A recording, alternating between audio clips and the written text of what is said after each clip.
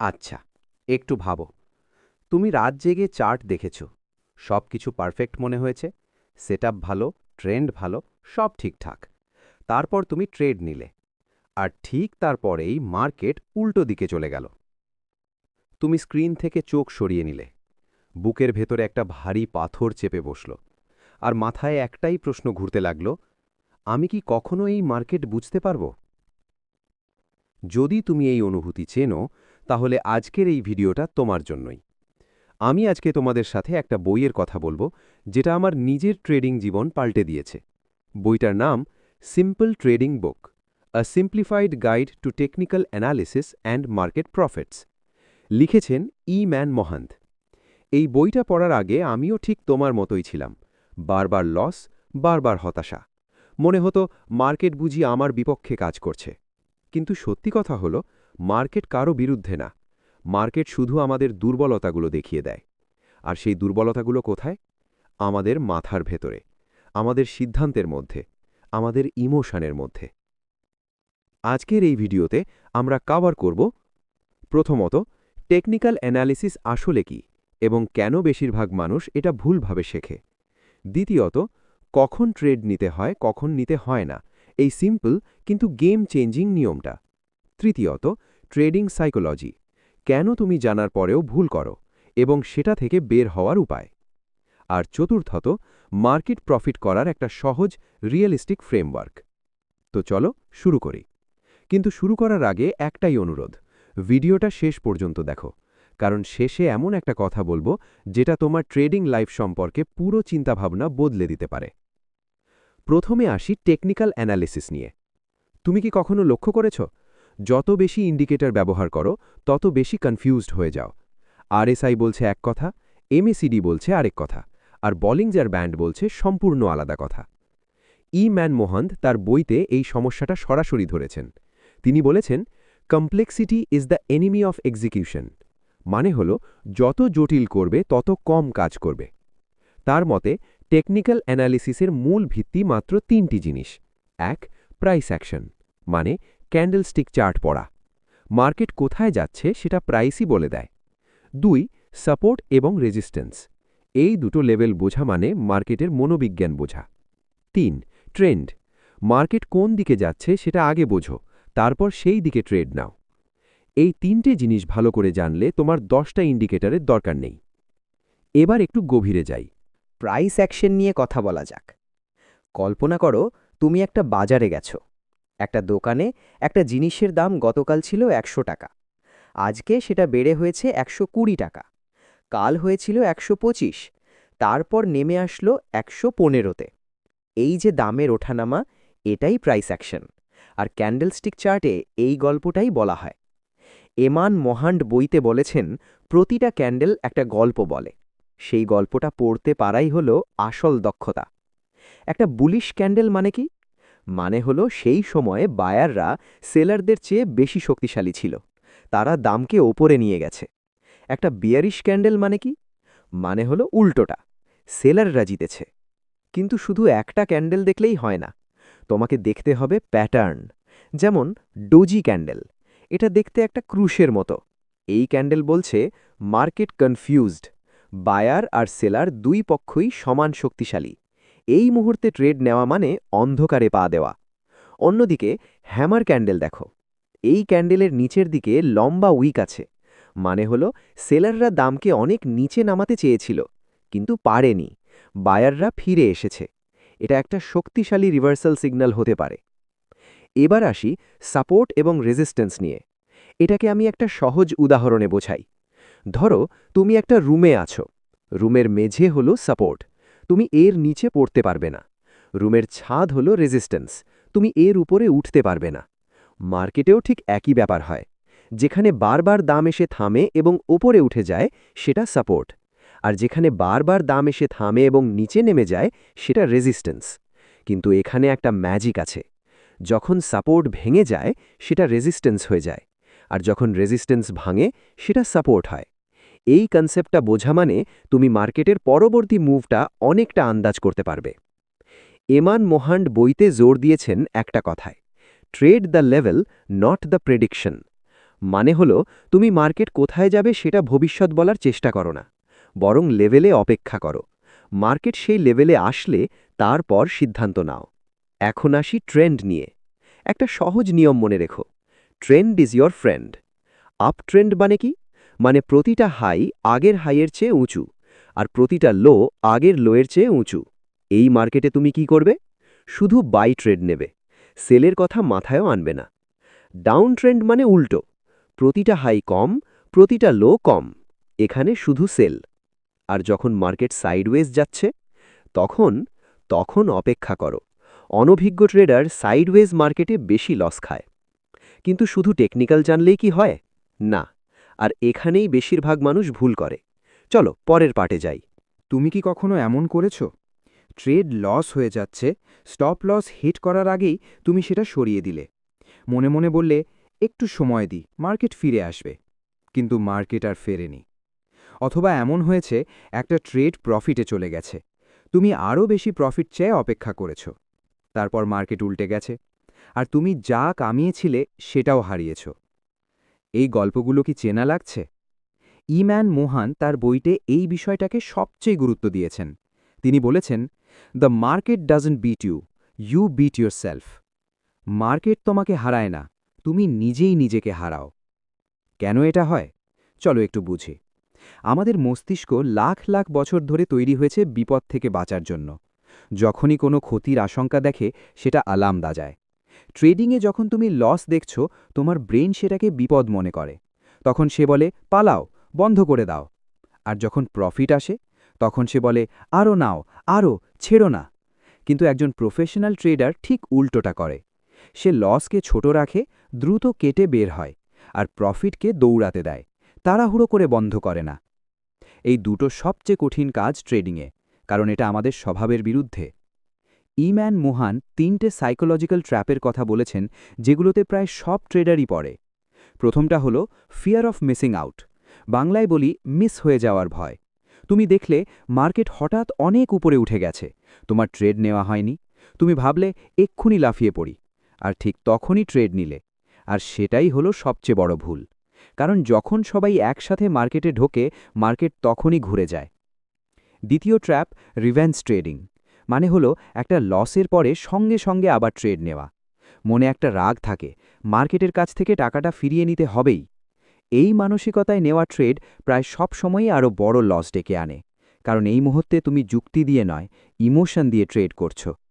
Professional ট্রেডাররা একটা লসের পর কি করে জানো? তারা ব্রেক নেয়, চা খায়, একটু হাঁটে, তারপর ফিরে আসে। তৃতীয় ট্র্যাপ, ওভার কনফিডেন্স। এটা একটু অবাক করার মতো। ধরো তুমি 5টা ট্রেড করেছ, 5টাতেই প্রফিট হয়েছে, দারুণ অনুভূতি, তাই না? কিন্তু এই মুহূর্তে তোমার মস্তিষ্ক বলছে, আমি সব বুঝে ফেলেছি, আমি এক্সপার্ট। আর তখনই তুমি বড় সাইজের ট্রেড নাও, বেশি রিস্ক নাও, আর একটা বড় লস সব উড়িয়ে দেয়। ইম্যান মোহান বলেছেন, কনসিস্টেন্সি বিটস ওকেশনাল ব্রিলিয়েন্স, মানে মাঝে মাঝে অসাধারণ ট্রেড করার চেয়ে প্রতিদিন শান্ত মাথায় নিয়ম মেনে ট্রেড করা অনেক বেশি মূল্যবান। তাহলে সমাধান কি? সমাধান হলো একটা ট্রেডিং প্ল্যান। এটা নিয়ে পরের পার্টে বিস্তারিত বলবো। একটা ছোট গল্প বলি। দুজন মানুষ একই শহরে থাকে, দুজনেই একই দিনে একই জায়গায় একই ট্রেড নিয়েছে। প্রথমজন জিতলে মাথা ঠান্ডা রাখে, হারলেও মাথা ঠান্ডা রাখে। সে আগে থেকেই জানে, আমি কতটুকু লস নিতে পারব, আমি কোথায় বের হব। দ্বিতীয়জন জিতলে উত্তেজিত হয়, হারলে প্যানিক করে। সে কোনো প্ল্যান ছাড়াই মার্কেটে ঢোকে। 6 মাস পরে প্রথমজন এখনও ট্রেড করছে এবং ধীরে ধীরে লাভ করছে। দ্বিতীয়জনের অ্যাকাউন্ট শেষ। পার্থক্য কোথায়? Trading plan. ইমান মোহান্ড বইতে বলেছেন, একটা ভালো ট্রেডিং প্ল্যানে কমপক্ষে 5টা জিনিস থাকতে হবে। প্রথমত, এন্ট্রি রুলস, মানে ঠিক কোন পরিস্থিতিতে তুমি ট্রেড নেবে, কি দেখলে, কোন লেভেলে, কোন ক্যান্ডেল প্যাটার্নে। দ্বিতীয়ত, স্টপ লস। এটা সবচেয়ে গুরুত্বপূর্ণ।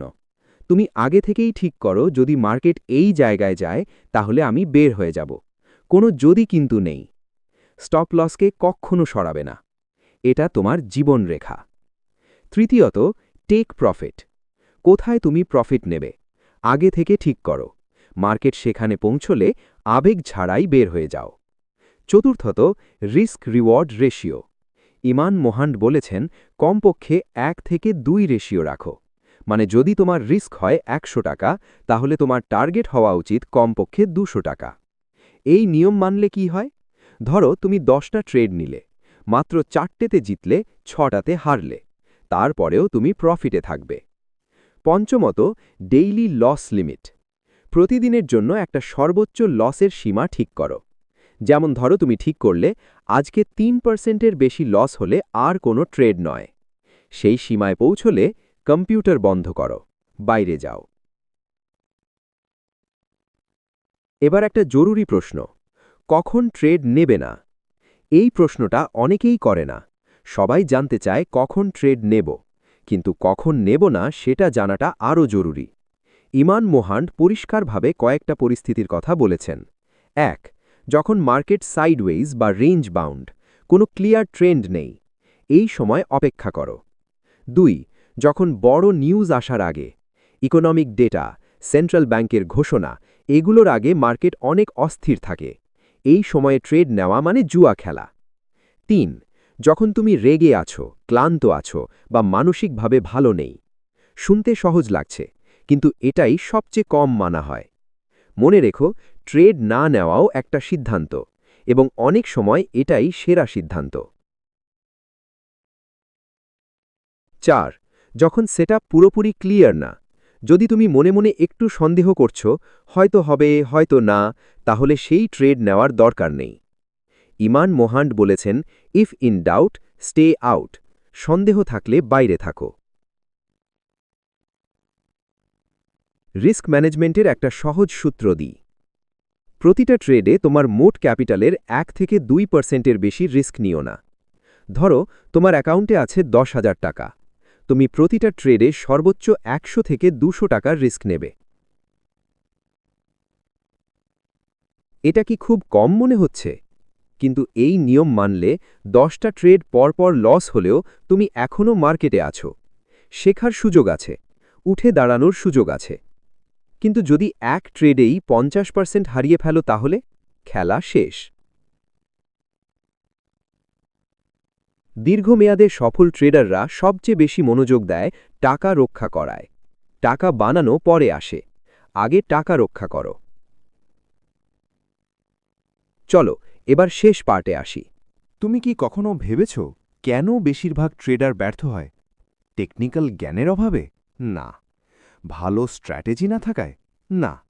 সবচেয়ে বড় কারণ হল তারা নিজেদের চেনে না। তারা জানে না যে তারা লোভী হয়ে যায় কখন।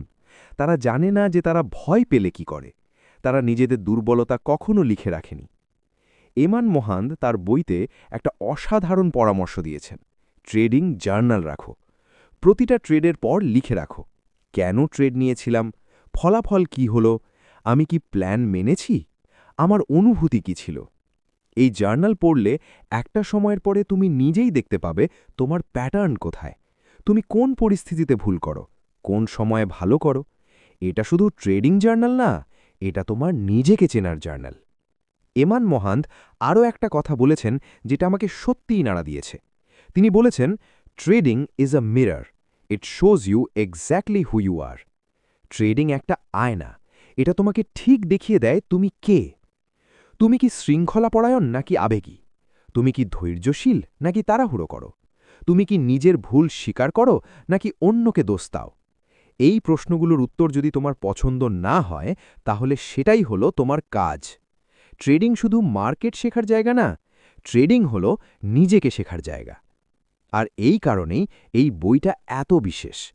ইমান মোহান্ড শুধু টেকনিক্যাল অ্যানালিসিস শেখাননি, তিনি শিখিয়েছেন কিভাবে একজন ভালো ট্রেডার হওয়ার আগে একজন ভালো মানুষ হতে হয়। ধৈর্য শেখো, শৃঙ্খলা শেখো, নিজেকে জানো, নিজের আবেগকে নিয়ন্ত্রণ করো। এই গুণগুলো শুধু ট্রেডিংয়ে না, জীবনের প্রতিটা ক্ষেত্রে কাজে লাগে। এখন একটু থামি। তুমি হয়তো ভাবছ যে এত কিছু শুনলাম, কিন্তু আমি শুরু করব কোথা থেকে? উত্তরটা সহজ।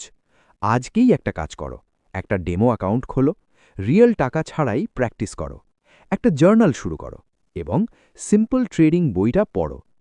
এটা শুধু একটা ট্রেডিং বই না, এটা একটা জীবন পাল্টানোর গাইড। এখন আসি সব শেষ কথায়। তুমি যে এতক্ষণ ধরে এই ভিডিওটা দেখছো, এটা কিন্তু এমনি এমনি না। এটা মানে তুমি পরিবর্তন চাও, তুমি ভালো করতে চাও, তুমি হাল ছাড়োনি। আর সেটাই তোমার সবচেয়ে বড় শক্তি। লস হয়েছে, ঠিক আছে, সবাই লস থেকেই শিখেছে। হতাশ হয়েছিলে, স্বাভাবিক, এই পথে হতাশা আসবেই। কিন্তু তুমি এখনও এখানে আছো, তুমি এখনও শিখছ। আর এটাই তোমাকে বাকিদের থেকে আলাদা করে। আমাদের এই চ্যানেলে বুক টু মাইন্ডসেট আমরা প্রতি সপ্তাহে এমন বইগুলো নিয়ে কথা বলি যেগুলো তোমার মাইন্ডসেট পাল্টাতে পারে। ট্রেডিং, সাইকোলজি, সেলফ ইমপ্রুভমেন্ট, এই 3টে বিষয় একসাথে। যদি আজকের ভিডিওটা তোমার কাজে লেগে থাকে, একটাই কাজ করো, সাবস্ক্রাইব বাটনটা চাপো। কারণ পরের ভিডিওতে আরও এমন গল্প, আরও এমন শিক্ষা তোমার জন্য অপেক্ষা করছে। আর হ্যাঁ, কমেন্টে লিখে জানাও, তোমার ট্রেডিং লাইফে এখন পর্যন্ত সবচেয়ে বড় ভুলটা কী ছিল। কমেন্ট পড়ি, আমি উত্তরও দিই। ভালো থেকো, শান্ত থেকো, আর মনে রেখো, সফল ট্রেডিং মানে প্রতিদিন জেতা না, সফল ট্রেডিং মানে প্রতিদিন শিখতে থাকা।